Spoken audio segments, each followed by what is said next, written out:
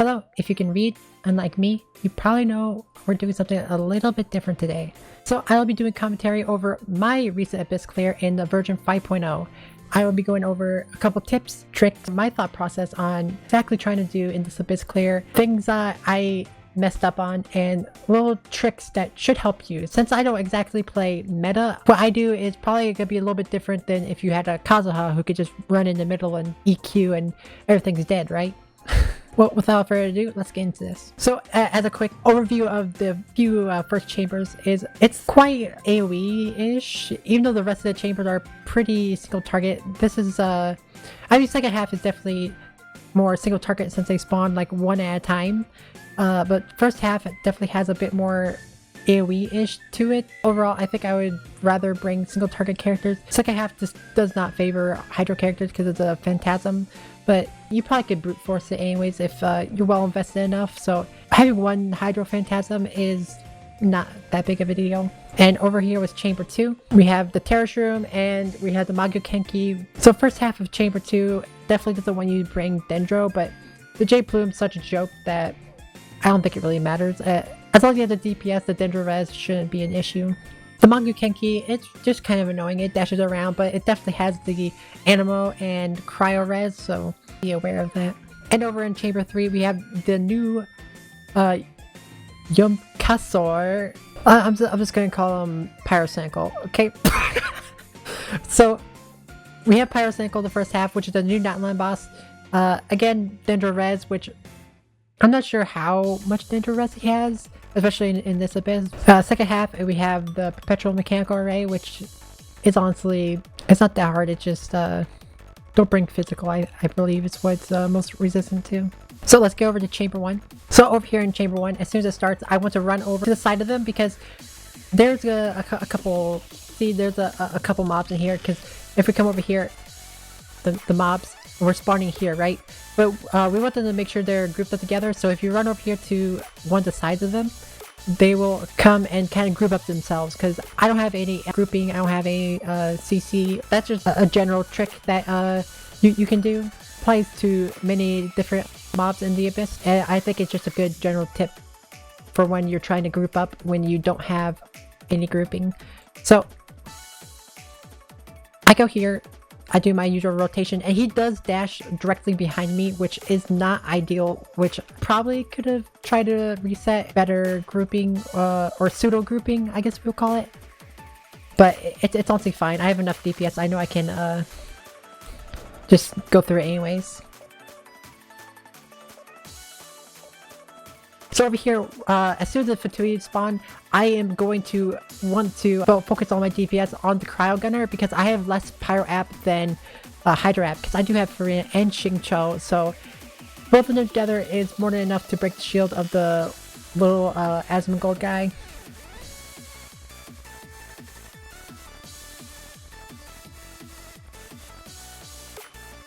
So, and I do get frozen, which try not to do.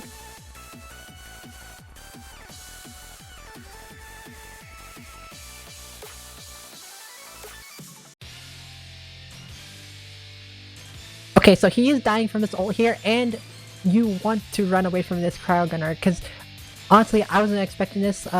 When I first had it, I had to reset a couple times because of this guy, but he has a big ice fart cloud that comes out. I wasn't expecting that. It's like the new Local Legends kind of guy, which shocked me. That they would put this in the Abyss, the very next Abyss even. But these aren't like the named Local Legends that they put in before, where it has its own boss bar and everything. So I wasn't expecting it at all, and I had to reset like at least 2 times because I kept dying to this. But you have the Pyro guy, one Xingqiu E, got rid of it right away. And I just do my normal Hu Tao rotation. And he is resistant to Pyro, so it does take me a bit to kill him. And he just refuses to die for some reason. So over here, second half, I have my spread DPS Nahida team. I actually wasn't expecting him to be a flying one, so it was a fine because I had Fischl, so it doesn't really matter. I do my normal Nahida combo, which because of ICD and she's not a C6. The way the ICD works and her not being C6, I actually throw in charge attacks because the charge attack, normal attack, and her E all have separate ICD appliers. So each one of those, every 2.5 seconds, can trigger a reaction, which can proc her E and do damage, which is what I do to on-field Nahida. And I actually wait. Normally I would do my E off cooldown, but I wait because I know there's going to be another monster spawning, which is actually one of these, and that was actually a mistake right there, because she's a summoner, right? So I usually want to start the rotation after she summons, because as soon as she summons this bird's like, I think of these like little summons as like zits to pop.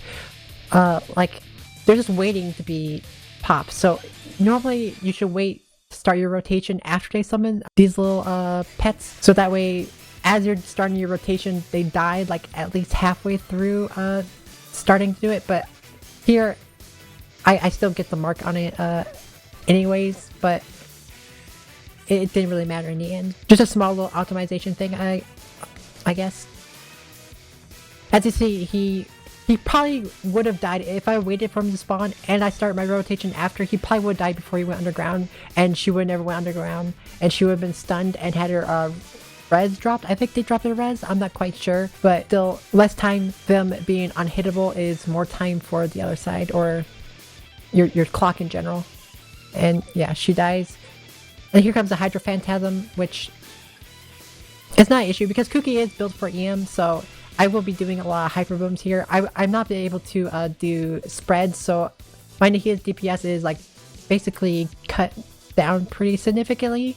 But because of the Hyper Blooms, it'll definitely make up for it, and it's really no issue. I do take a couple big hits here and there because my shield's pretty weak, because Kirara is on Instructor, so she has less HP for her shield, and she's only C1. Over here to Chamber 2. Oh, yep, here I'm doing that trick again where I come over to the side and make them come to me, rather you're trying to chase down each and every one, and the sort of pseudo grouping that I showed earlier.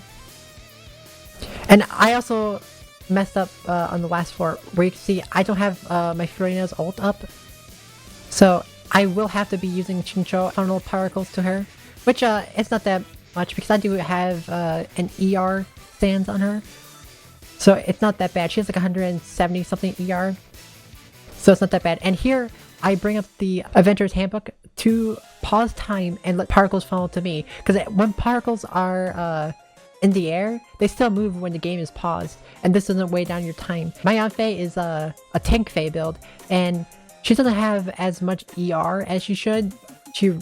My tank Fei really needs a lot of ER, or I guess it needs a lot more ER. What I'm doing here is just make sure I have her burst up, because she has Prototype Amber, which heals, which is what brings up my Frieda's stacks and everything. So I definitely need that healing. And here, again, I kind of messed up the pseudo grouping. The one guy was like way out over here, and I had to run back over here, but again, they're kind of squishy, so it's not that big of a deal. I use my ult to finish her off. And now we are to the Terrace Room, which I had to restart my rotation over again. And again, I had to funnel with Xingqiu.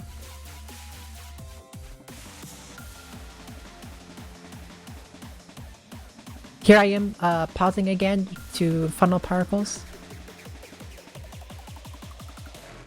And then we just go ham.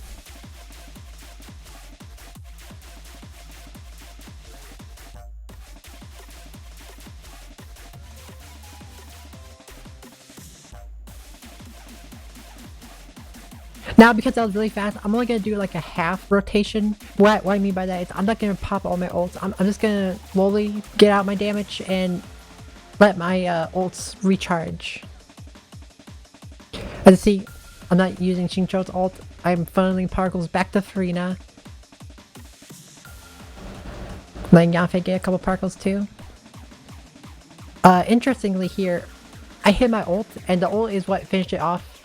But weirdly, it did not heal Hu Tao, which I was hoping I could get a heal going into the next chamber, but I guess it just didn't somehow, which it's not really an issue because Hu Tao likes being low HP anyways. It's just a little strange thing that happened, but it's not that big of a deal since I'm confident in my dodging abilities. So over here in the second half, we have this guy, which I'm gonna be honest, I've never seen this guy in my whole fucking life.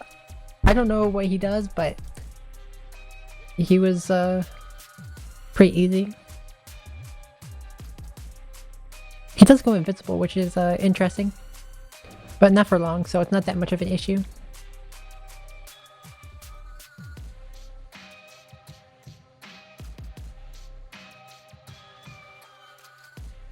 I'm just trying to be slow, let my stamina recharge, because I know there's going to be the Magu Kenki coming in next. It's going to be dodging around, and I'm going to need a lot of my stamina. So that's why I am being a little bit slow here. I was trying to normal attack with Fischl, getting cookies, seeds, or whatever it's called, to hit on him and spread and do the final damage, which I did get it off, but it wasn't enough to finish him off. So it's whatever. And here I also get to wait and recharge my stamina because he takes a second to get up. And you usually want to start your rotation after he's done with his animation, which is about right here. And that's when he should take full damage. He doesn't have resistances up.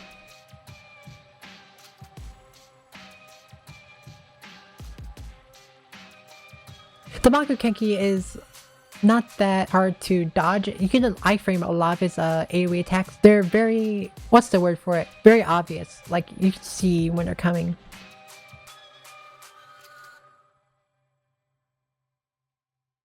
Yeah, here I am iframing his big AoE attack again.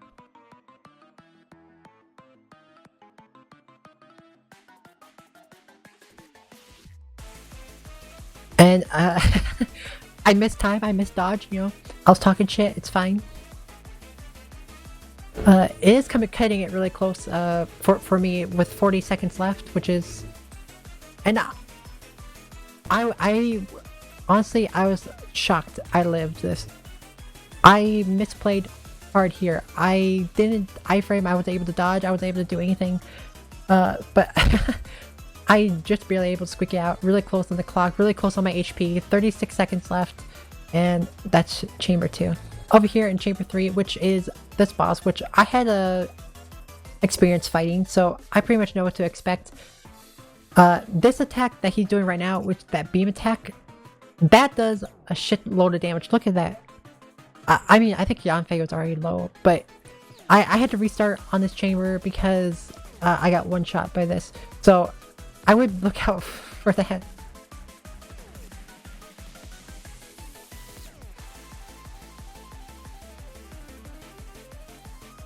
Normal Hu Tao things, jump cancel, doing all my stuff. And I actually don't know if this does anything. I know you can do this where you attack the things with pyro, and I do that with Yanfei, but I don't know. I don't know if I should be doing it. I don't know if it drops its resistances or stuff. I know it does damage, but I don't really need that damage, especially since side 2 is the perpetual mechanical array, which is pretty easy. But I just did it anyways because I guess I can. I also switched to healing mode because I was worried about Yanfei dying because I saw she got down pretty low, and I'm just switching back, starting my rotation over, doing Xingqiu ult, Reina ult, Yanfei, everything, the whole 9 yards.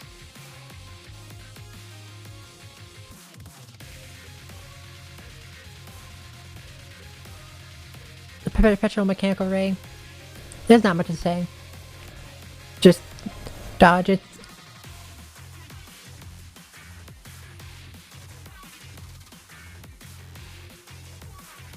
Honestly, one of my favorite bosses to probably fight.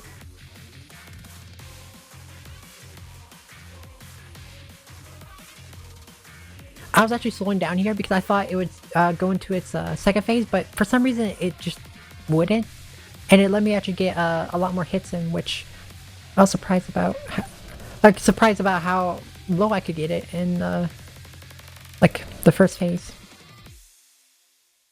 Here I am just marking everything, looking around, making sure I know which one to go for.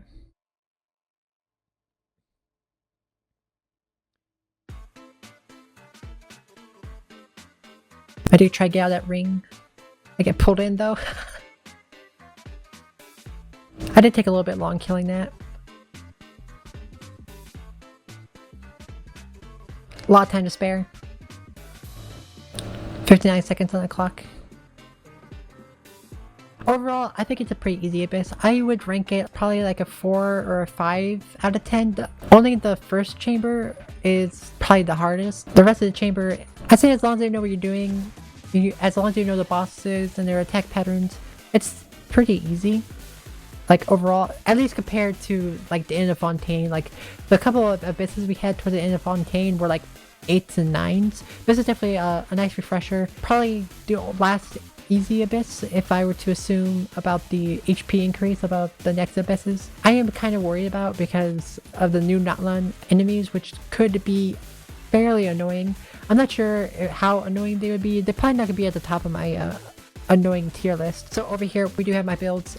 So since I am on fielding Nahida, Gilded Dreams is probably her best. She only has like 700 something EM, but during her full rotation, she has easily like 1100 to like 1200 depending on if I have a instructor buff up or not, which is what Kirara has. Kiki, she just my Deepwood holder. She doesn't have that much high DPS, so wherever your lowest DPS character, you probably should put Deepwood on. I do have it built for EM just in case there's a Hydro enemies, which it does come in handy as you saw. And Kirara over here, she's just holding Sapwood for 120 levels of mastery every now and then, which I guess helps, which it's not really necessary to have. It's just squeezing out a little bit more DPS. And she's on instructors, which she can have a technically, like theoretically, like 100% uptime on because her E is 8 seconds. Like her tap E is 8 seconds. So that's pretty nice. Typical official build on Golden Troop with stringless. Not much to say about it. And Hu Tao, I would say, is probably one of my best built characters. 62 173, which is honestly pretty good. It is on Modern Crusade, so you just got to add 36 crit rate to that. And I am also running Dragon's Bane, which maybe I'll get home on sometime. Improve my build a lot more than grinding artifacts. So next we have Farina, which is 93 to 217. Another one of my best build characters. I absolutely love these two, by the way. If you can't tell, I have her signature. I have her on Golden Troop, and she has C2 with Crown, and so is Hu Tao, so is Nahida, triple crowned. Xingqiu, which is honestly pretty sad. I think I could have sworn I had more crit rate on him. I must have moved around some of my artifacts, but oops. Sack Sword, on emblem, C0, nothing too special. Yanfei, nothing too special to say about her either, except she's running prototype Amber, which gives enough healing for Farina's Q stacks, and I have her on Rainbow, just whatever gives her energy recharge and HP. And for Tank Fei, you do have to have her at C4, which is when she has a shield. That's about it.